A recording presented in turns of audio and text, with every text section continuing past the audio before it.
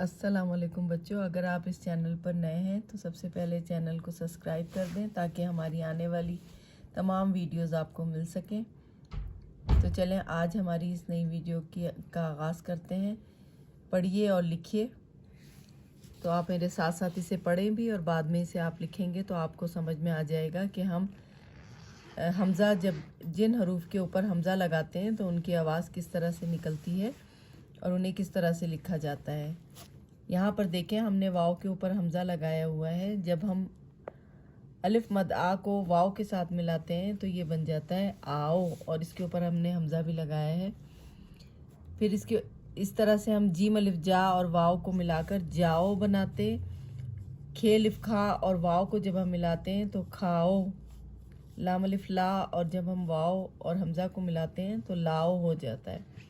تو چلیں اب ہم ان تمام لفظوں کو ملاتے ہوئے ایک نیا لفظ بناتے ہیں، لیکن اس سے پہلے میں آپ کو بتا دوں کہ لام الف لا کس طرح سے بنا تھا کہ جب ہم نے لام کو الف کے ساتھ ملایا تھا تو لام الف لا بن گیا تھا۔ یہ دیکھیں ایسے لام کو ہم نے الف کے ساتھ ملایا تو بن گیا لام الف لا۔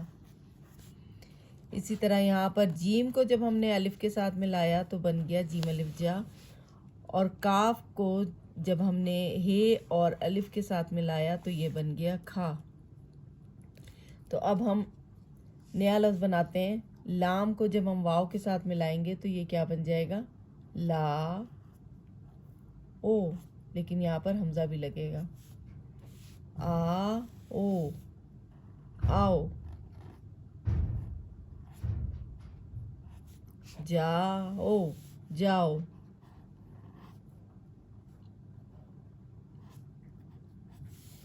کھاؤ، اس طرح کھا کو واو کے ساتھ ملائیں گے، کھاؤ۔